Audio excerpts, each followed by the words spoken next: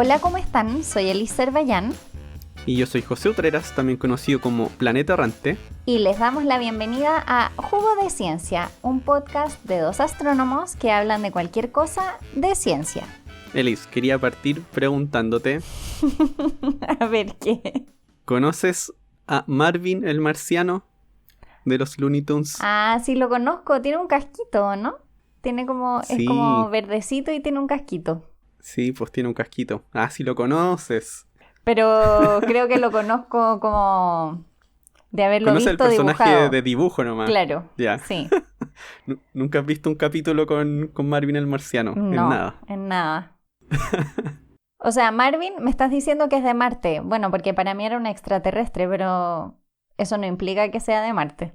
Sí, es de Marte y yo creo que está un poco relacionado con parte de lo que vamos a hablar hoy, que va a ser de Marte, pero es porque por cierto momento de la historia, bueno, también ahora, pero un momento previo en la historia en el cual Marte y la vida en Marte era un tema muy polémico, pero también que estaba inserto en la cultura popular, el tema de Marte, de vida en Marte, de marcianos y cosas así. Bueno, en el episodio pasado igual nos contaste un poquito sobre los supuestos marcianos en el episodio Sí. de Chascarros. Sí, es verdad. Y ahora, leyendo para este episodio, que va a ser de Marte, siento que fue un poquito injusto con Percival Lowell, que creían los marcianos. Ah, pobre Percival. Solo creía lo mismo que creía mucha gente. Claro, sí. Creía lo mismo que creía casi todo el mundo. Bueno, y efectivamente, como dice José, vamos a hablar de Marte, ese planeta que es tan conocido por todos, que se puede ver a simple vista y que ahora tenemos todas estas grandes misiones que van para allá, porque incluso algunos dicen que quizás va a ser nuestro futuro hogar, así que hay mucho que contar de Marte. El futuro hogar. No sé de quién, porque no es... no va a ser. No de nosotros, no de nosotros. Yo por lo menos no puedo pagar el pasaje a Marte. No sé si tú. Pero es que si lo pudiese pagar, tampoco creo que me fuese a querer ir a Marte. ¡A Marte! No, yo tampoco. Ahí vamos a decir por qué ir a Marte no es tan... ¿A qué? A ver Netflix. No va a llegar Netflix a Marte. No, pero va a tener su Netflix especial con series hechas en Marte. Ah, ¿verdad? Una teleserie marciana. Bueno, pero vamos a tener que partir la historia por el principio, como siempre hacemos en este podcast, y no saltarnos las etapas hasta los futuros de Elon Musk, sino quedarnos primero con el pasado. Ya. Ya vamos a partir en el pasado entonces. Y yo creo que merece la pena decir que efectivamente, como ya dije, Marte es un planeta que se puede ver a simple vista. Es uno de los objetos celestes brillantes que vemos en la noche y que es distintivo del resto porque tiene una tonalidad rojiza. Sí. Digo sí porque vi a la Lisa así con cara de duda. No, es que había una moto de reparto, entonces hice silencio. Ya. Y eso, por supuesto, tiene grandes implicancias porque nuestros antepasados, obviamente los objetos de los que más sabían o en los que más se fijaban eran los que se veían más brillantes. En este caso eran obviamente el Sol de día, luego la Luna, Venus y Marte. Así que estaba dentro como del top 5 de objetos astronómicos que podías ver en el cielo a simple vista. Y por eso fue observado desde la antigüedad. Y hay registros súper antiguos de las primeras observaciones de Marte, que por supuesto se veía antes, pero de los registros que nosotros tenemos a nuestro alcance, digamos. Los primeros registros que tenemos de observaciones de Marte son, por supuesto, del Antiguo Egipto, ¿cómo no? O sea, esto tenía que suceder y... ya sabían que se trataba de un objeto que se movía en el cielo nocturno y más o menos como 2000 años antes de Cristo ya estaban familiarizados con una característica muy especial del movimiento de Marte en el cielo, que es el famosísimo movimiento retrógrado. El movimiento retrógrado, el clásico. Y yo voy a dejar a José que hable de su clásico. José tiene explicaciones en su Instagram de Planeta Errante del movimiento retrógrado. No me acuerdo. No me acuerdo si alguna vez hice esto realmente.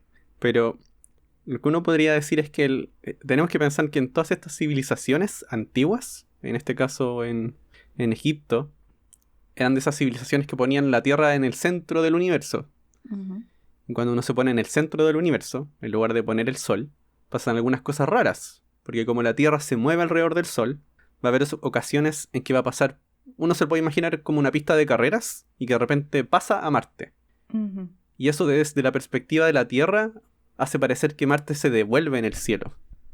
Y después cuando uno ya está un poco más lejos de Marte, ya no está pasando por el lado, ahí uno lo ve avanzar de nuevo.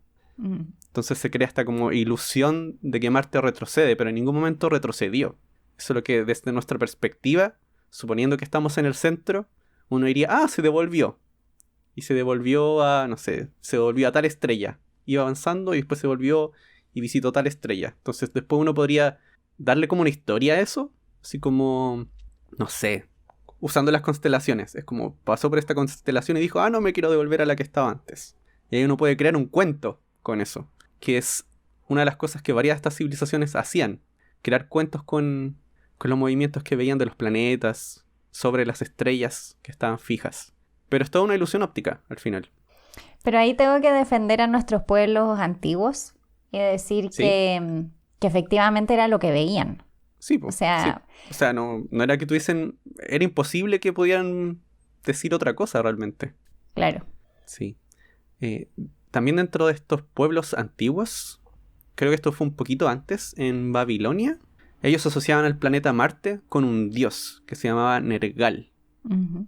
Y al parecer, en un principio no era un dios muy conocido, hasta que un rey en Mesopotamia como que usó a ese dios de su estandarte y proclamaba sus victorias en nombre de él, y también se proclamaba a sí mismo como un dios. Entonces después pasó a ser como el dios de la guerra, y después siguió con eso, siguió como con el tema de la guerra, de las plagas. También terminó siendo el dios del inframundo en alguna de estas culturas. Y algo que me llamó la atención es que en Babilonia se dieron cuenta de que Marte tenía un periodo especial de 79 años. Uh-huh. Que hay que estar harto tiempo observando Marte para darse cuenta de eso. Pero ellos eran expertos en mantener registros por muy larga data de eventos astronómicos. Y por eso se daban cuenta de esos periodos tan largos, y de ahí viene también toda esta teoría que ellos tenían sobre los movimientos del Sol y la predicción de los eclipses. Al final era lo mismo, anotar y anotar en permanencia, claro, que era lo que pasaba, hasta descubrir algún periodo. Ahí, para ir un poco más en detalle, lo que hoy sabemos es que, bueno, y también se puede ver, es que cada cierto tiempo Marte se encuentra mucho más cerca de la Tierra y se ve más brillante en el cielo. Eso es cuando Marte está en lo que llamamos oposición, y que ocurre como cada 2 años y 2 meses, por ahí, en promedio, a veces menos, a veces más que eso. Pero cuando se encuentran cerquita, no es siempre en el mismo punto de la órbita, va cambiando, se va moviendo. Y uno eso lo puede notar viendo las estrellas que se ven detrás cuando Marte está en oposición. Las estrellas que se ven de fondo van cambiando. Y lo que se dieron cuenta en Babilonia era que cada 79 años, cuando Marte se encontraba más brillante, porque no sabían que estaba más cerca, se veían las mismas estrellas al fondo, y ahí se completaba un ciclo de Marte. En realidad se fijaban harto en el detalle, porque no es para nada simple. Sí, no. Además hay que saber dónde están las estrellas y tener como un mapa. Sí. Y de hecho, hablando de mapas, los movimientos de Marte aparecen en varias tumbas egipcias, y el mapa estelar más antiguo conocido se cree que se realizó en 1534 a.C., y justamente se basa en la posición de los planetas, entre ellos Marte. Así que ahí tenían esos planos que dice José que hacen falta para hacer esas predicciones. Vaya, no tenía idea que tenían un mapa ya. Es que gente muy inteligente. Construyeron las pirámides. No fueron los alienígenas. Sí. ¿No? No fueron los alienígenas. Por si alguien tiene la duda, no. También otras cosas interesantes que observaban, por supuesto, son los mismos eventos que podemos ver nosotros hoy en día, las ocultaciones. Y de esto sabemos que también era la cultura china, en la dinastía Qin y en la dinastía Zhou, que es mucho más antigua, como 1000 a.C. hasta 220 a.C. Entonces estos astrónomos pudieron observar estas ocultaciones de Marte por Venus, que ya es todo un evento en sí mismo, en los años 368, 375 y cerca del 400. Así que tuvieron ahí algunos eventos bien especiales. Sí, tuvieron mucha suerte, porque es muy difícil que pase eso. Muy difícil. Por si no lo hemos mencionado alguna vez, una ocultación es cuando un objeto tapa a otro. Entonces, en este caso es... Venus pasando frente a Marte. Que no es Claro, no puede ser, trivial. no puede ser al revés. No es trivial. No, están lejos los planetas. Sí. Y son chiquititos. Sí, y dentro de las ocultaciones hubo una que fue vista por Aristóteles entre Marte y la Luna. Marte pasando detrás de la Luna. Y esto me llama la atención porque esto lo usan o se menciona para decir que aquí finalmente, o por lo menos en Grecia, se daban cuenta de que los planetas estaban más lejos que la Luna. Que era algo tampoco que era obvio, porque son puntos en el cielo. Claro. En realidad, cuando uno piensa en observar el cielo desde la Tierra a simple vista, tienes muchos problemas de profundidad. No tienes ninguna información. Entonces tiene que ser a través de este tipo de ocultaciones cuando puedes realmente ver qué cosas están en primer plano y qué cosas están en segundo plano. Así que eran súper importantes. Sí. Así que poder acceder a esas observaciones que no ocurren siempre da mucha información del universo. O cambia la forma en que uno ve el universo. Sí. Así que hay una combinación entre estar siempre observando y el factor suerte, justo observar esa cosa que va a poner tu visión del universo patas para arriba. Tienes que comenzar a imaginártelo de forma diferente. Por supuesto. Sí. Ahí hay un factor, efectivamente, como dice José, de suerte, de estar mirando en la dirección justo correcta para darte cuenta que algo muy especial está pasando, y la única forma de que eso pase en aquellos tiempos era mapearlo todo para detectar rápidamente si había algún cambio en algo, anotar todo lo que estabas acostumbrado a ver. Y se van a dar cuenta en esta historia que todos los nombres famosos que se puedan imaginar van a haber observado a Marte, porque obviamente todos tenían interés por Marte. Es como esperable. Así que vamos a tener aquí como la lista de nombres habituales y otros. Sí.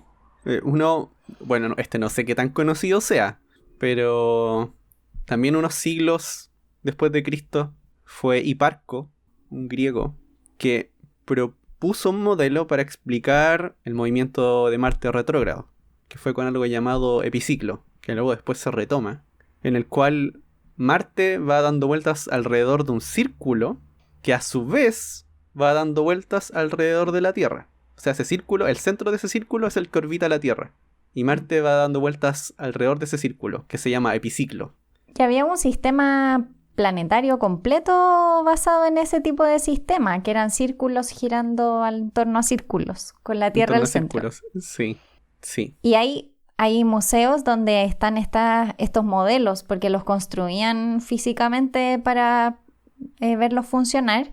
Y es muy impresionante ver cómo estas esferas, dentro de esferas, con diferentes ejes girando para intentar reproducir los movimientos de los planetas vistos desde donde estamos nosotros. No desde el centro de todo el sistema, sino desde la Tierra. Desde la Tierra, sí. Y al final la persona que recoge todo esto y lo hace como para todo el sistema solar es Ptolomeo, en Alejandría. Que termina escribiendo un libro que se transforma en el libro de astronomía, el Almagesto, ¿se llama? Almagesto. Que se transforma en el libro de astronomía clásico por siglos, donde ese era el modelo. Y varias de estas cosas se basaron primero en el movimiento de Marte, en este movimiento retrógrado. Como había dicho Alice antes, los chinos tuvieron suerte viendo ocultaciones de Venus y Marte. Y la última vez que pasó fue en 1590, para que vean lo raro que es. Pasó en 1590 y lo vio un astrónomo llamado Michael Maestlin en Heidelberg. Y algo interesante de él es que fue profesor de Johannes Kepler, que además va a tener una importancia en esta historia con Marte, junto con otro astrónomo que se llama Tycho Brahe. Sí, ahí estaba Tycho Brahe, que también fue, no sé si, Famoso. sí, pero no, iba a decir profesor de Kepler, pero profesor no era, no es la Ah, palabra, jefe, no sé, jefe, sí, sí, el fue su jefe. jefe. Kepler era el asistente. El asistente que después se quedó con los datos. Ya, pero no nos vamos aquí a poner Con el con el chisme. chisme. Kepler empezó a trabajar con Brahe en 1600 y por supuesto tenían interés en entender los movimientos de Marte, así que Ujú, observaban Marte y durante mucho tiempo estuvieron tratando de entender esto y Kepler es muy famoso por una serie de leyes que se llaman las leyes de Kepler. ujú. Y las leyes de Kepler lo que hacen es explicar los movimientos de los planetas del sistema solar. Y esto se basa mucho en Marte, en las observaciones de Marte. Y de ahí salieron primero las dos primeras leyes, que es que los planetas se mueven en órbitas elípticas alrededor del Sol. Ujú. Y la segunda ley, que es que barren áreas iguales en tiempos iguales. Es decir, cuando están más cerquita del Sol se mueven más rápido y cuando están más lejos del Sol se mueven más lento. Y yo siempre me he preguntado, Ujú. ¿cuál tiene que ser como el nivel de genialidad de una persona para estar observando a Marte en el cielo con las estrellas de fondo y ser capaz de concluir las leyes? Uy, complicado. Em, complicado. Pero también hay que pensar acá que ellos eran como creyentes en teorías diferentes. Porque, por ejemplo, Brahe siempre creyó que la Tierra estaba en el centro. Mm, Y cuando comenzó a observar Marte y los cambios de brillo, porque como se acerca y se aleja, va a cambiar de brillo. Y la teoría con la Tierra en el centro, Marte no cambia mucho de brillo. Debería ser cambiar un poquito. sí. Pero cuando lo comenzó a observar, con el nivel de detalle que lo hacía Brahe, se dio cuenta que el brillo de Marte variaba mucho para que la teoría de la Tierra en el centro tuviese sentido. Mm. Pero en vez de sacar a la Tierra del centro, lo que hizo fue que todos los planetas giraran alrededor del Sol y que el Sol girara alrededor de la Tierra. Y ahí dijo, ah, ya, aquí está listo. En cambio, Kepler creía en la idea de Copérnico, de que era el Sol el que estaba al centro. Y fue a partir de eso que primero se dio cuenta que la Tierra no siempre se movía a la misma velocidad. Y de ahí trató de aplicar eso mismo para Marte. Y ahí se dio cuenta de esto de las órbitas elípticas. Pero sí, difícil, porque tienes que tener imaginación también. Que se te ocurra poner una elipse y que el Sol tenga que estar en un foco. Además que nuestra órbita en particular no es muy elíptica que digamos como para darse cuenta a No, simple vista mirando el cielo. sí. Pero Marte tiene una elipticidad notoria dentro de los planetas. De hecho, Kepler dice, esto es una frase de Kepler, que dice, para llegar a este entendimiento era absolutamente necesario partir con el movimiento de Marte como base. De lo contrario, estos secretos se habrían mantenido ocultos. O sea, como para ver en perspectiva la importancia de Marte, de observar Marte para entender cómo se configura el sistema solar en realidad. ¿Y habrá pensado Kepler alguna vez que sus leyes iban a servir para todos los exoplanetas? No sé, no sé. No sé si habría creído en esta idea de los múltiples mundos, que eran como ideas revolucionarias en esa época. Tal vez eran como los multiversos, sí. Claro, los multiversos de la época. Sí, los multiversos del siglo XVII. Pucha, ojalá eso querría decir que nuestros colegas futuros ya los multiversos se van a dar por hecho. Van a ser pan de cada día. Ojalá, ojalá. Bueno, y es súper importante recordar que hasta este momento no hay telescopios. Mm, Eso, todo ojo desnudo, sí. justamente, ojo desnudo. Así que estamos hablando de todo lo que aprendían a ojo desnudo. Mucha gente nos pregunta qué telescopios comprar para niños. Y cuando contamos estas historias siempre pienso en realidad no necesitamos un telescopio para empezar a ver el cielo y aprender del cielo. Hoy no, lo que necesitamos es cielo limpio. Sí. Cielo limpio y ver. Con esas dos cosas hay tantas cosas que aprender. Ujú. Ver cómo se va moviendo Marte en el cielo, por ejemplo. Y darse cuenta que sigue un camino parecido al que sigue el Sol. Y ahí uno puede aprender algunas cosas. Como que Marte se mueve en una órbita que está como en un plano donde se mueven casi todos los planetas, se mueven por esa misma línea. Y esas cosas uno las puede aprender sin la necesidad de un telescopio primero. Además, a veces como que los telescopios te impiden ver. ¿El Es todo? como sí, es como este dicho de el árbol no te deja ver el bosque. Siento que también es un poco eso, porque efectivamente con un telescopio chico hay muchas cosas que no se pueden apreciar mejor que a simple vista y uno se obsesiona también con ver más grande y dejas de ver como el perfil de la galaxia, todas esas cosas que se ven a simple vista y que son igual de impresionantes. Pero aquí me fui por la tangente total, así. Está bien, está bien. Y ahora, de hecho, podemos saltar, yo creo, a la nueva ventana que se abre para aprender de Marte, que es el telescopio. Claro. Sí, el telescopio que yo por mucho tiempo pensaba que lo había inventado Galileo, pero no, lo había inventado otra persona. Pero él fue el primero en darle uso astronómico, eso es lo que entiendo. Eso también entiendo yo, pero que capaz que nosotros no estuvimos ahí en los 1600 para saber nada de cómo pasó de verdad. Claro, pero no sé, es como la historia que recuerdo ahora, que trató de reproducir el mismo diseño para crear un telescopio y tener el suyo propio, y con eso observar el cielo.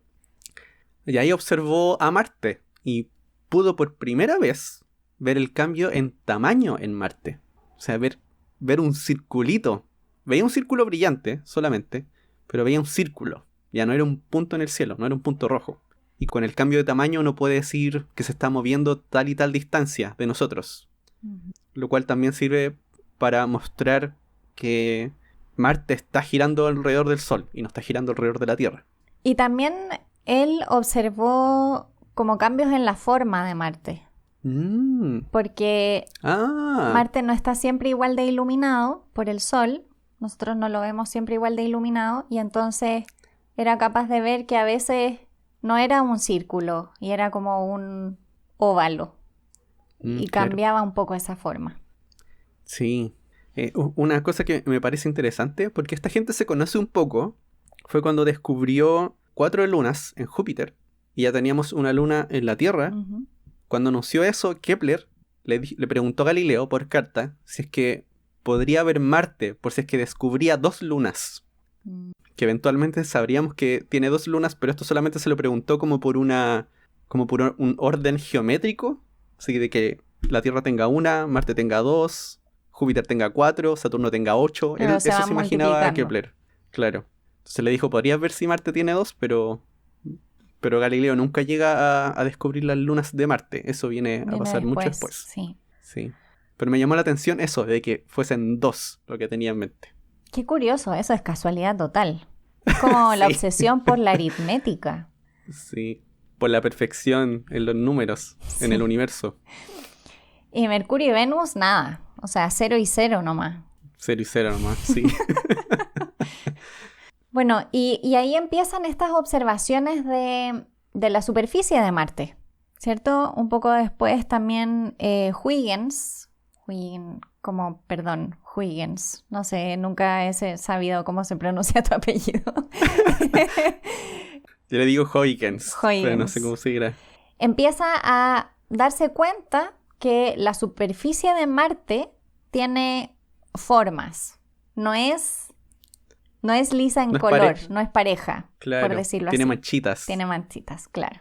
Y ahí empieza toda esta idea de las manchitas y qué pasaba con las manchitas y de dónde venían y de qué eran, por qué habían manchitas.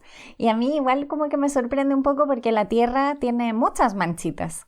Entonces efectivamente no debería ser como sorprendente y me imagino que era una mezcla entre que a pesar de, y esto es conjetura total, a pesar de que ya sabíamos que la Tierra no era el centro, igual, no sé, tu hogar es especial, ¿no? Y este planeta que está ahí es distinto, entonces no se puede dar de la misma manera. Pero de todas formas, estas primeras percepciones de manchas y también de observar regularmente Marte también hace que se den cuenta de cuál es su periodo de rotación sobre sí mismo, porque en el fondo ven estas manchas aparecer y desaparecer y se dan cuenta de que el periodo de rotación de Marte es más o menos el de la Tierra, muy cerca de 24 horas. Entonces el día marciano y el día terrestre eran iguales, muy cercanos, no Casi, iguales, cercanos. Sí, pero ver eso y es como, oye, que es parecido Marte a la Tierra. Y tiene manchitas, que seguramente tienen, o sea, por lo general las manchas se interpretan como océanos o lagos las primeras veces que se ven, Ujú. que se le llama mares Sí. en general. Así que es como, se parece mucho. Y de hecho Christian Huygens era una persona que pensaba que podría haber vida en Marte. Se imaginaba ese planeta habitado. Y vida inteligente, no Y cualquier bien tipo de inteligente vida. también. Bueno, creo Sí. igual tiene sentido pensar en lo de vida inteligente. Al principio no habían muchas teorías sobre vida muy básica en otros planetas. Primero más bien se iban como por lo más parecido a nosotros y somos nosotros ahora los que cuando hablamos de vida en otras partes hablamos de vida mucho más simples, bacterias. Ujú. Pero ellos en la época no, por supuesto que no, pensaban en Claro. gente, gente en Marte. Claro, o animales. Ujú. Y para que se hagan una idea, porque no hemos dicho mucho las fechas, esto es en aproximadamente 1659. En esa época estamos. Sí. Que igual es impresionante, ¿eh? Sí, y también otra cosa que pasó por esta fecha con Huygens, que fue, yo diría, suerte, porque esta es como, ¿cómo no podría decir? La física o la ciencia de lo que me tinca, la ciencia de la guata, podríamos decirlo, la ciencia de la guata, Ujú. que aquí Huygens dijo, a ver, la Tierra está entre Venus y Marte, Ujú. ¿ya? Está entre medio. Así que, supongo que el tamaño de la Tierra va a ser como un promedio entre el tamaño de Marte y Venus. Un promedio, ¿ya? Tiene que ser el promedio de esas dos. Con eso, puedes decir, ya entonces Marte es de este tamaño. Y con eso también puedes decir, entonces está a esta distancia, porque así de chico se ve. Y con eso calcular el tamaño del sistema solar. Malamente. Malamente. Pero la cosa es que igual el número que le dio del tamaño del sistema solar y del tamaño de la Tierra al Sol tenía una precisión cercana al 10%. O sea, supongan que el tamaño de la Tierra al Sol son como 150 millones de kilómetros. Le dio como 160 millones de kilómetros. Wow. Haciendo esa suposición así como, no, me tinca que la Tierra, el tamaño promedio está entre Marte y Venus. Pero es como, ¿y cómo logró 10% si eso es lo primero que está mal? O sea, yo hubiese pensado que No, se equivocó pero más. sí, que también hay que pensar que en estas cosas siempre hay muchos errores que a veces hacen que a una persona le dé y a otra no. Justo porque también midió otra cosa mal, que pasa mucho en esta época. Hay muchos astrónomos que miden muchas cosas. A varios de ellos el valor no les da muy cercano, a otros les da cercano y esos son los que después quedan en el libro, porque fueron los que se acercaron más. Sí. Pero uno se olvida de todas estas personas que también trataron de medirlo de la misma manera y no les dio, porque es difícil.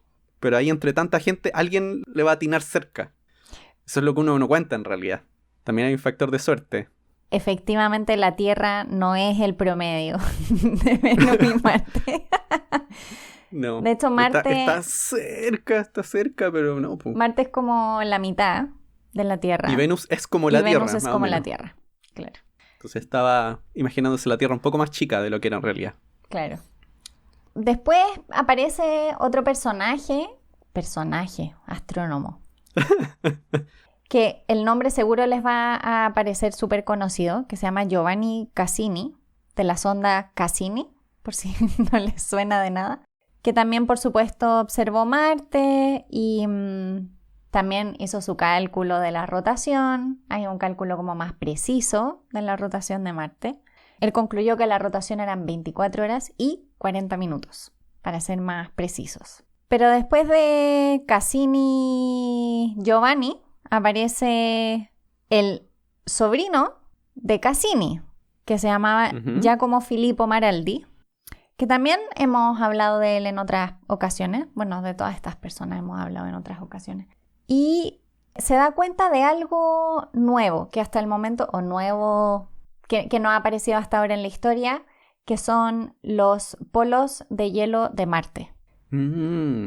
Y efectivamente, a través de observaciones repetidas de Marte en distintas épocas del año, se da cuenta de que hay unos polos de hielo y estos polos de hielo van cambiando con las estaciones del año. O sea, dependiendo en qué parte de la órbita está Marte, los polos de hielo son más grandes o más pequeños.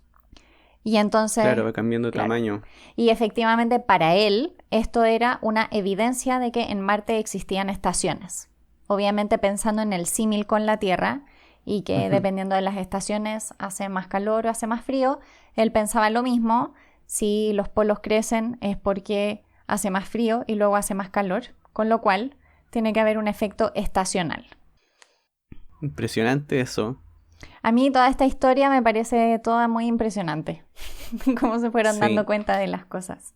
Él fue el primero que se dio cuenta de ese cambio, porque Huygens también había visto en las manchas, unas manchas blancas, brillantes, pero nunca llegó a decir nada de qué eran. Solamente que había unas manchas en el polo sur, que era lo que se veía en ese momento, en el polo sur de Marte. Pero yo me voy a retroceder. Ah, perdón, me salté algo. Voy a devolver al tío, de nuevo, de Filippo Maraldi. Sí, o sea, tío Giovanni. de Giacomo, a Giovanni Cassini, porque en el 72 fue parte de, bueno, no fue parte de una expedición, pero una expedición a la Guyana Francesa, a Cayenne, sí. donde allá fue un astrónomo llamado Jan Richter, mientras Cassini se quedó en París. Y ambos, en 1672, observaron la posición de Marte en el cielo. La idea de esto es hacer una especie de triangulación, que uno llama un paralaje. En este caso, un paralaje con la Tierra, que recibe el nombre de paralaje diurno. Por lo menos así lo he visto escrito, como paralaje diurno. Donde tienes dos posiciones en la Tierra, ves dónde está Marte, en este caso justo en el momento en que está más cerca de la Tierra, y tratas de crear un triángulo y medir el ángulo desde cada posición, porque cada lugar en la Tierra lo va a ver en un lugar diferente en el cielo. Y así tú puedes calcular la distancia a la que está, que era lo que quería hacer Huygens antes para medir el tamaño del sistema solar. Con la diferencia que aquí no tienes que suponer de qué tamaño es Marte. No tienes que hacer esa suposición rara. Y ahí llegan como un tamaño también bien cercano. También como dentro de un 10% de error del tamaño real. Claro, sin hacer una suposición errónea. Eso ya es un gran avance. Sí. Así que este es como el primer cálculo más robusto, sin suposiciones un poco extrañas o extras que tienes que hacer para medir el tamaño del sistema solar. Por si no habían escuchado antes de paralaje, el paralaje también se sigue utilizando hoy en día. Utilizamos paralaje utilizando toda la órbita de la Tierra y eso te permite medir distancias cercanas con bastante precisión. Así que es una técnica utilizada hoy en día también. Elis, ¿te parece si hacemos una pausa ahora? Y volvemos después, continuamos con Marte. Ahí volvemos y así seguimos tirando nombres famosos. Ya.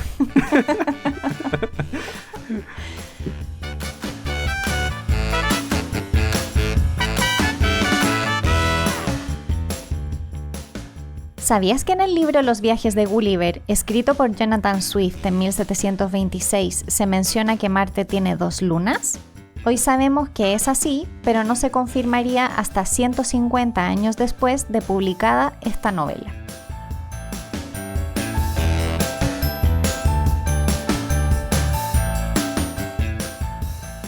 Y ya volvemos para seguir hablando de Marte. Y a ver, ¿con qué nombre famosillo nos vas a salir ahora, José? Un famosillo, con William Herschel. Sí, un mega famoso. Sí, famosísimo en el mundo de la astronomía. William Herschel también se puede observar Marte. Este año es por el 1783. Y algo que observa él es una ocultación de nuevo, pero en este caso son estrellas que pasan detrás de Marte. Y aquí había un efecto que ya se conocía en el caso de cuando se observaba Marte en la Tierra, o se observa cualquier cosa desde la Tierra. Se sabe que cuando las cosas se acercan al horizonte, no están donde uno cree que están, por un efecto de la atmósfera, que es la refracción de la atmósfera. Por ejemplo, cuando ustedes ven el Sol, cuando se pone, el Sol en realidad está mucho más abajo de lo que parece. Pero la luz del Sol se curva cuando viene desde el vacío del espacio y entra a la atmósfera. Esa luz sigue un camino curvo. Este es un efecto que se conocía hace tiempo. Y que de hecho varias de estas personas que trataron de observar Marte sabían que tenían que tener cuidado cuando medían su movimiento. En este caso, Ahora estamos hablando de observar estrellas pasar frente a Marte. Y si Marte hubiese tenido atmósfera, cuando esas estrellas se acercaran mucho a Marte deberían moverse de una manera rara. Por la refracción de la atmósfera en Marte. Pero Herschel vio que no se movían. O sea, seguían su trayectoria que uno suponía que iban a seguir. O sea, ¿no había atmósfera? O, claro, o era muy débil, o era muy tenue la atmósfera. Y lo concluye a partir de esto. Ahí ya tenemos un problema, porque con toda esta creencia de algunas personas de que había vida, tener un planeta sin atmósfera no son buenas noticias. Ni mares tampoco. Claro, ni mares, sí. Pero esa no es la única cosa que descubriría Herschel. Y eso no era suficiente. No, Tenía no era que suficiente. acaparar descubrimientos. Sí. Lo otro que se daría cuenta Herschel, viendo cómo se va moviendo Marte, cómo va rotando, es que tiene una inclinación de 30 grados con respecto a su órbita, tal cual pasa en la Tierra. O sea, no son 30 grados aquí, son como 23, pero tiene una inclinación en su eje de rotación, que tampoco se aleja mucho en número a la Tierra. Y esto da origen a las estaciones marcianas. También hay verano, invierno, si uno podría definir eso. Y eso también traía consigo un cambio en los casquetes de hielo, que él interpreta que son de hielo y nieve, que crecen y se achican dependiendo de la estación. Y ahí está la confirmación de esas teorías anteriores de que efectivamente Marte tenía estaciones. Tenían pruebas indirectas, pero no tenían todavía como ese conocimiento del movimiento real de Marte para generarlo. Sí. Y mientras estaba leyendo esto me topé con 2 astrónomos que en algunos artículos antiguos, libros viejos, los nombraban casi como héroes de la investigación en Marte. No sé, los ensalzaban mucho. A ver, sorpréndeme porque no sé quiénes son estos héroes. Yo tampoco, nunca había escuchado de ellos. Que son... Pobrecitos los héroes, Sí, como escondidos. Pobrecito. Que son Wilhelm Beer y Johann von Madler. Y Wilhelm Beer tenía dinero, tenía plata, ¿ya? Y tenía un observatorio privado cerca de Berlín. Y Johann von Madler era un buen astrónomo. Entonces, la parte de la historia es que en realidad Wilhelm le prestaba el observatorio a Johann von Madler y era él el que hacía todo el trabajo. Y lo que hacían era observar por mucho tiempo Marte y tener varias observaciones de Marte, de varias de sus caras, por mucho tiempo. Y luego con toda esta información, crean el primer mapa más o menos detallado de la superficie de Marte. Así como ya tienes como el primer mapa, se dice cartográfico de Marte. Y además, como habían observado por tanto tiempo, esto también les permitió poder medir bien la rotación de Marte, porque como tienen muy caracterizada toda la superficie de Marte, eso les permite medir muy bien la velocidad de rotación. Y llegaron a un valor de 24 horas, 37 minutos y 22.6 segundos, lo cual tiene 0,1 segundos de error. En 1840. Wow. Sí. Bueno, también ellos fueron famosos, en realidad, por lo que más fueron famosos fue por hacer mapas de la Luna, hacer mapas completos de toda la superficie lunar. Pero entre estas cosas se dedicaron a Marte. Y los llamaban, esta era una palabra que no conocía, areógrafos. Ah, yo tampoco había escuchado esa palabra. Como cartógrafos del espacio. Sí, no, pero es areógrafos, que viene de solo Ares. de Marte, claro, Ares. Sí, Marte. que es la versión griega de Marte, el dios de la guerra. Y les habían puesto este nombre. No sé, es como... Este fue el momento de trivia de Marte. En realidad todo es trivia. Podemos crear después de esto un juego de preguntas. Sí, claro.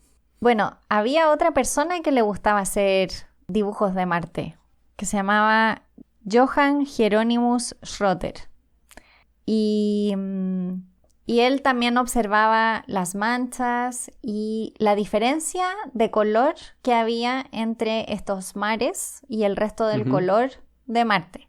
Y encontraba que habían grandes manchones oscuros que generaban mucho contraste como con este color rojizo que tenía el resto de Marte. Y una de las grandes preguntas era ¿por qué tienen un color diferente? Y dentro de todas estas opciones que salían para explicar estas manchas, los colores de estas manchas, generalmente la mayor parte de los astrónomos creían que eran mares como ya mencionamos anteriormente, pero empezaron a aparecer ideas diferentes. Y algunas de las ideas que aparecieron era que quizás estas manchas eran regiones cubiertas por plantas. Cierto, sí. Eso era lo que generaba que fueran de un color diferente. Eran arbolitos. Y aquí ya llegamos a otro momento que me parece... Ya. No, dale. No sé si estás pensando en lo mismo que yo, José, pero ahora lo vamos a descubrir. Yo pienso que sí, pero no sé. Dale. Uno de los ingredientes que nos faltaba en Marte hasta ahora era si Marte estaba solo o vivía acompañado en su órbita. Ah. La cara de José. No estaba pensando en eso. Estaba pensando en lo otro. Estaba totalmente desconectado. Y bueno, ya habían hartos astrónomos que habían mencionado efectivamente que la posibilidad de que Marte tuviese lunas. Uh-huh.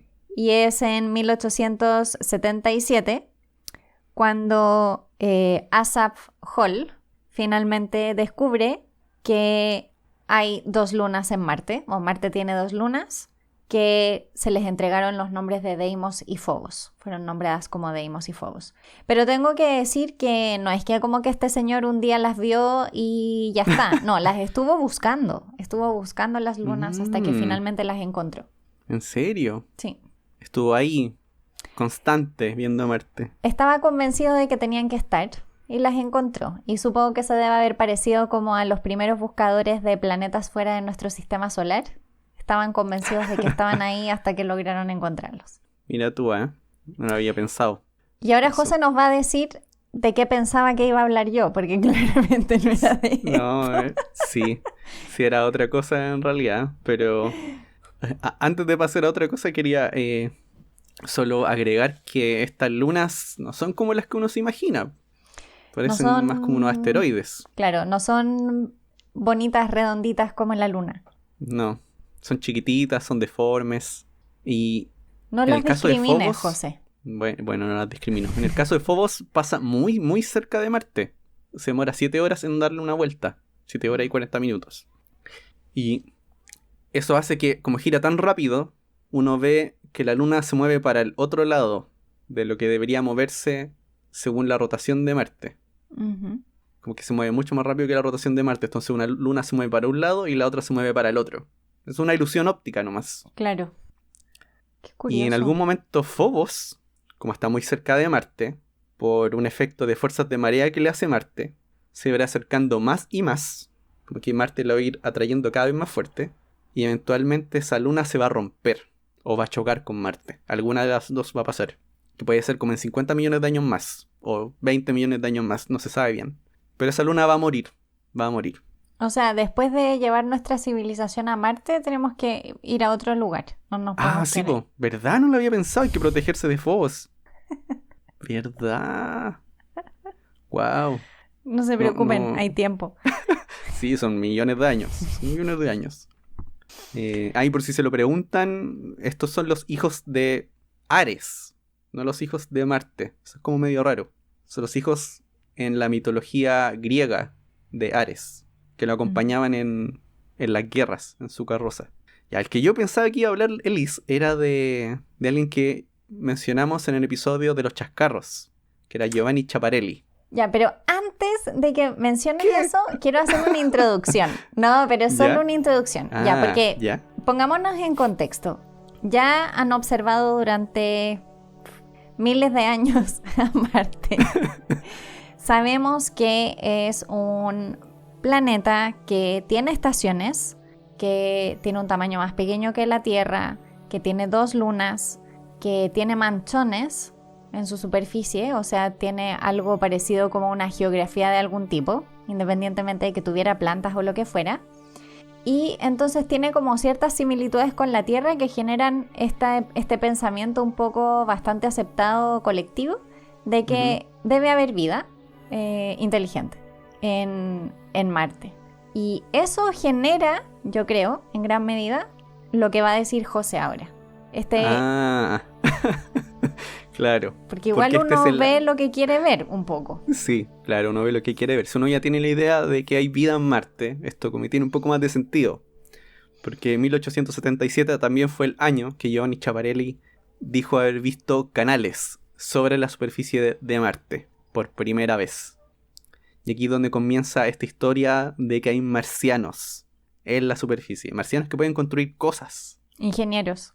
Ingenieros, marcianos ingenieros. O sea, aquí empieza Ingenieros toda esta historia. de Harvard en Marte. Claro. No, mucho más, pues, mucho más. Mucho mejor que un ingeniero de Harvard. Hay que traer ingenieros del espacio. Hay que traer profesores del espacio. Para que vengan acá a la Tierra.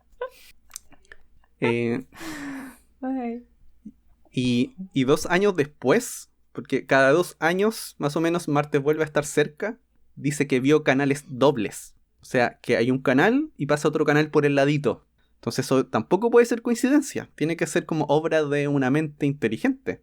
¿Cómo por producto del azar vas a tener 2 líneas paralelas que crucen la superficie? Y aquí empieza toda esta historia de la vida inteligente. Y aquí una historia así como extra. Esto unos años después, 1891, que yo no sé si lo viste, Liz, pero había una millonaria, una mujer muy millonaria, que se llamaba Clara Goguet Guzmán, que era de Francia, que ofrecía un premio de 100.000 francos por comunicarse con extraterrestres. Wow. Y este premio era administrado por la Academia Francesa de Ciencias. Pero está bien, mira. Hoy en día el proyecto SETI no recibe financiamiento del Estado. Ay, cierto. Pero ahí, o sea, claro, aquí yo entiendo bien que en realidad esta idea de que podría haber comunicación con vida inteligente afuera no era tan ciencia ficción, como que había mucha gente en el mundo de la ciencia que creía que era posible en este momento llegar a descubrir vida inteligente en Marte. Eran unos visionarios. Estaban como adelantados a su tiempo, yo creo. Sí. Le tenían mucha fe a Marte. Yo creo que en aquel entonces quizá también los avances en biología y en evolución no eran tan avanzados como lo que sabemos ahora, que efectivamente generar vida no es tan simple. Que no quiere decir que no haya vida en otros lugares, pero no es tan simple. No, encontrar no es tan fácil. vida como compleja en algún lugar. Sí, así como, oh, hola marciano, ¿cómo estás? Dame tu WhatsApp. No es tan fácil. Bueno, esta historia de los canales, José ya dijo que hablamos de ello y se los repetimos. Si quieren conocer con más detalle esa historia, pueden ir a nuestro episodio de Chascarros 2 y ahí José cuenta la historia completa de los canales. Una historia bien detallada, sí. Sí, pero eso hace que en realidad se generen muchos problemas también, porque si bien la comunidad durante un tiempo estaba como más o menos de acuerdo con que podía haber vida y que podían contactarse con ella, después de un tiempo igual Marte pierde prestigio. ¿Sí? Estas ideas como que ya no son tan bien vistas. En algún momento las cosas cambian y cambian porque se descubren nuevas cosas, como por ejemplo la temperatura de Marte. Ya. Porque hasta ahora sabemos que o no hay atmósfera o es fina, pero habían estaciones, como que había todavía, digamos, como una esperanza. Sí, sí había una esperanza. De hecho, antes de que pases a eso, de la temperatura, quería contar otra cosa que también me impresionó con esto de la vida inteligente, que viene aquí de esta idea de que hay marcianos. Que de aquí para poner contexto, en 1897 se publica La Guerra de los Mundos, así que tenemos historias de extraterrestres. Y en 1899, Nikola Tesla, no sé si viste esa historia. No. Nikola Tesla observó unas señales repetitivas en ondas de radio que estaba recibiendo y que él asumió que venían de otro planeta y que posiblemente eran de Marte.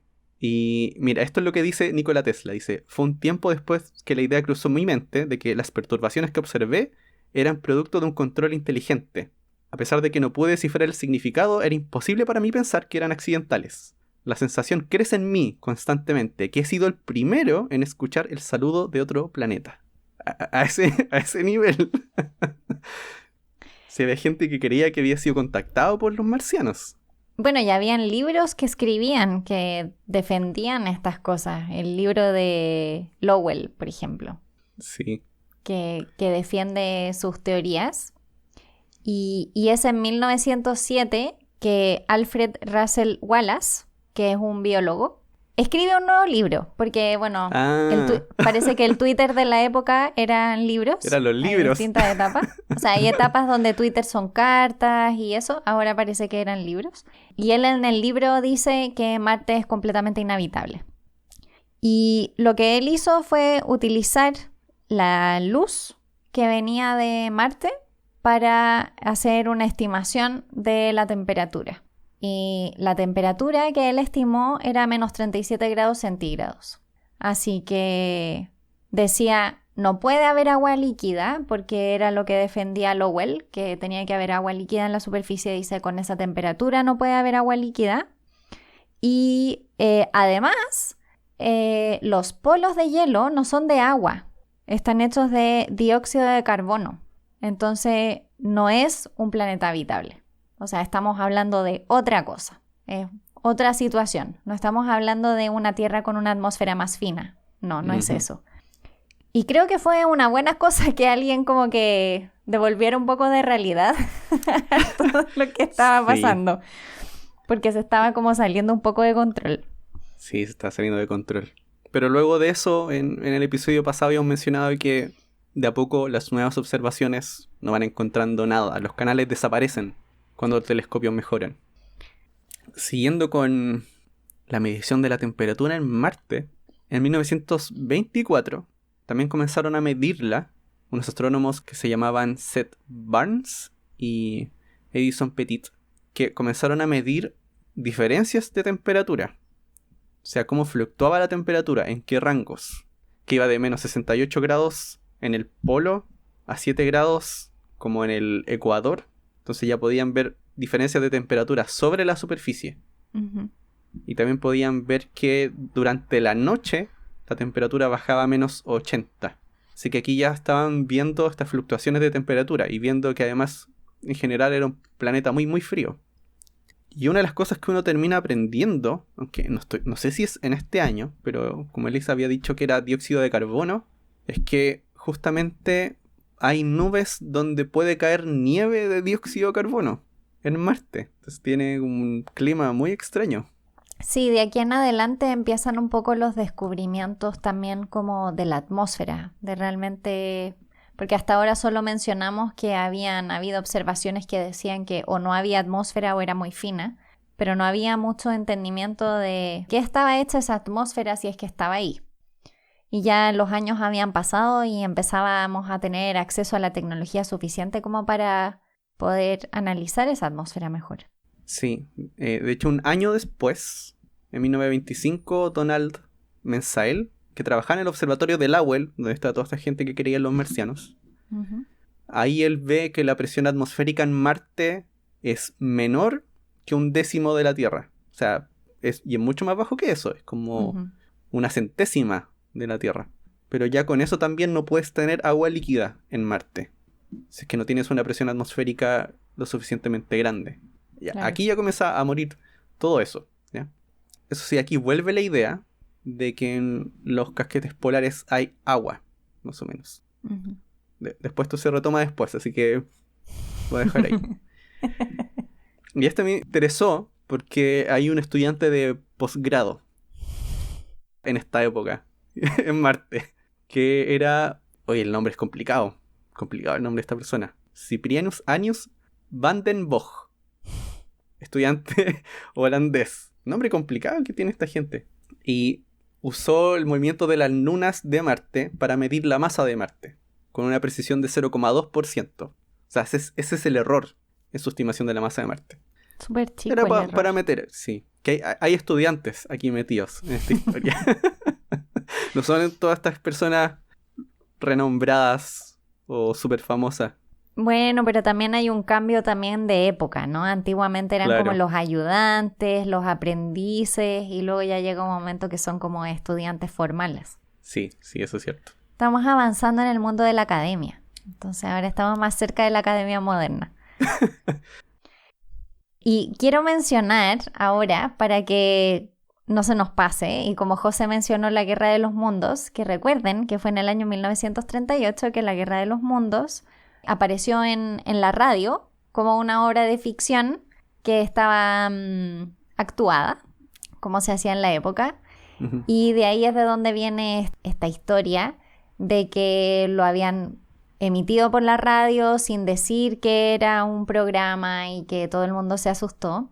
Pero parece ser que la historia no era esa, sino que más bien era tan realista, estaba como tan bien lograda la actuación, que la gente que iba entrando tarde al programa no sabía que en realidad se trataba de una obra de ficción y pensaban que de verdad los extraterrestres habían llegado y que estábamos siendo invadidos por los marcianos. Qué miedo, qué miedo. Sí, a mí igual no me gustaría prender la radio y escuchar eso, porque cualquiera cree que es cierto. Sí, yo también me asusto. Sobre todo con todas estas historias de científicos diciendo que fueron contactados por extraterrestres y de repente, no sé, lees eso tal vez en el diario, ya este científico dice que lo contactaron los marcianos y llegas a tu casa, prendes la radio, nos están invadiendo los marcianos. Yo, Sí. no, y sí. Miedo. José, creo que has Obvio, visto miedo. demasiadas películas de marcianos. ¿Qué? Esa es mi opinión al respecto. Mucho Mars Attack. Mucho Mars Attack. Buena película. Pero ya saben, ¿qué es lo que hay que hacer? La música y el agua los mata, dependiendo de la película. Claro, ¿no? por si acaso tener los dos a mano. Sí. Bueno, aquí yo tengo otro nombrecito Ya. que mencionar. Tengo a Gerard Kuiper en 1952, que por primera vez con tecnología moderna intenta determinar cuál es la composición de la atmósfera de Marte. Y para eso utiliza líneas espectrales, o sea, hace un análisis espectral de la atmósfera. Y recordamos que las líneas espectrales son como las huellas dactilares de los elementos químicos en el universo. Y en este caso particular lo estaban aplicando en Marte. Y descubre que hay líneas de dióxido de carbono en abundancia, por decirlo de alguna Mucho. manera. Mucho dióxido de carbono. Y también hace una estimación también de la presión de Marte. Los estudios de la atmósfera empiezan como a avanzar rápidamente en esa época. Sí, porque también en esa época es cuando comienzan a mejorar los espectrógrafos. Uh-huh. O sea, unas cosas que leía era que como el grado de precisión, como iban avanzando en esa época, era tan rápido que año a año era renovar y renovar lo que se sabía. Eran varios órdenes de magnitud como iban mejorando los espectrógrafos que separaban la luz en colores. Sí, y ahí entonces aparecen también estas otras cosas de otras composiciones como nitrógeno, argón, como otros elementos, otros gases que estaban en la atmósfera de Marte, y eso cada vez hacía que la atmósfera de Marte se pareciese menos a nuestra atmósfera. Sí, ya no se parece. No. Pero lo que sí después llega a volver Kuiper, o Kuiper, hay gente que lo nombra de diferentes maneras, no sé cómo se dice, pero Yo tampoco. no. Bueno, con todo este avance tecnológico, analiza de nuevo los casquetes polares y se da cuenta de que en realidad son dos cosas. Son agua congelada y son dióxido de carbono. Todos tenían razón. Sí, todos tenían razón, claro. Unos tenían razón al principio, después los otros no, pero no, todo estaba más o menos en lo correcto.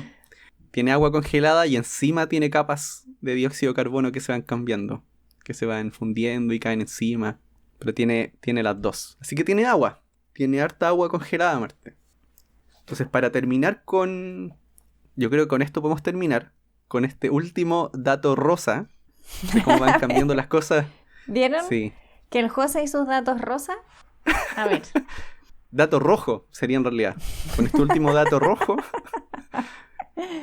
Porque aquí ya se combina otra parte de la historia, que es la guerra y la Guerra Fría. Y ahí todo cambia.